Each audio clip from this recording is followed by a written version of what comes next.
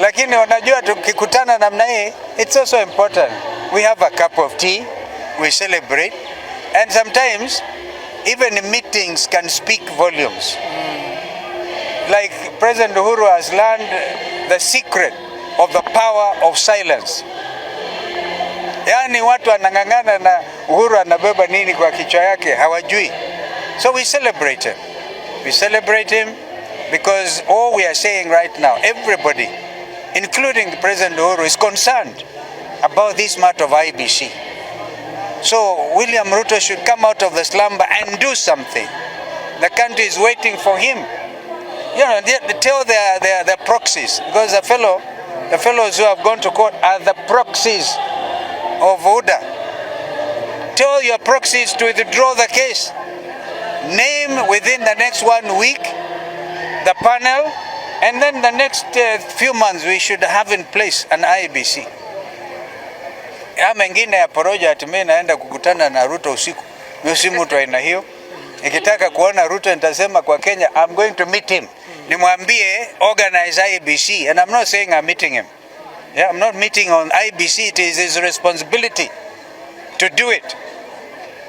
But they organized as a judge in Kiambu who had to give an injunction, an order to make sure that the names are not submitted to him. As simple as that. And my brother Weta knows he's part of that conspiracy. He's a very good friend of mine. He should jump out of that conspiracy. Wapeana ya majina. Yeah. Great. Okay. Thank you. People of all types of speculation. Yeah, some others saying I've been going to State Out as midnight. Awashindwe sana. Hawa ni waongo wa ajabu. For us, we are very clear on the way forward.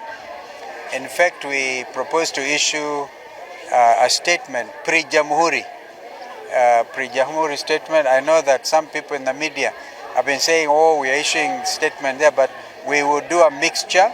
We will talk when it is necessary to be able to put these people on their toes, because they are obviously a lying regime and they have been found out. We are calling them out. Just in the matter of IEBC, we've been very clear, right, that when Azimio was given 48 hours to forward the name of the candidate to be in the panel that will constitute the IEBC, we had to adhere to the strict timeline by the court. And we gave the name of Dr. Kokimoli. I think she'll be issuing a statement. But there are people who are afraid of our abilities. They want to get user-friendly candidates. All right? So she had herself won the case. And so this is a matter where the state itself has gone to appeal. They went to court to appeal in a Kiambu court. We have said this before. And then after that appeal, they have not even prepared to prosecute the appeal, meaning they are not even interested. Speaker Wetangula had 1 week after Azimio complied with that directive of the court to forward the names to President William Ruto. But they gerrymandered in order to allow the fellows they have given the mandate to delay the whole process to move to court. So I was amazed. I don't know whether there's a judge who talked about this, and it's unfortunate that he didn't seem to have the facts. So this is a fact. State capture continues, even of the judiciary. The fact they are not even able to move this process forward. So we are calling them out that this is a William Ruto strategy to make sure that there is no IEBC, and therefore continue even the matter, very important matter of the independent electoral boundaries. You see, there was a time limit within which we should now come up with a review of the boundaries. Under NADCO, we had proposed, I think, 15 years. And if they had taken the time to marshal the whole parliament, they marshaled when they were impeaching Gachagua, right? They marshaled more than 2/3. They should have marshaled the same to make sure that constitutional amendment was done, so that the country would not be in a crisis, a constitutional crisis. So we join with the church The church has called out, I think they gave them 12 days.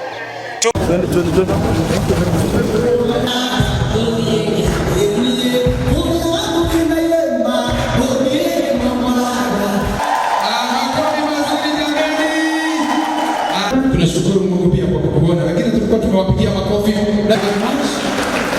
na tunashukuru sana. Tunajua kwamba kwa kunipenda ukakubali kutoka mbali na ukaweza kukuja hapa. Hao tutalika Mheshimiwa Ganjo atawarecognize. Nilikuwa nikuje kuongoza lakini nilikuwa nasikia vibaya. Hiyo asubuhi after kufanya transplant unapata akipimwa tena, usijali tuko na wewe mpaka dakika ya mwisho. Kuna mashida kidogo iko na ile mashida iko hapa, lakini walipogundua wakaanza kunipea hope. Nimewaonyesha brother yangu mwenye alinipea stem cell, nilienda nikaonekana niko na leukemia.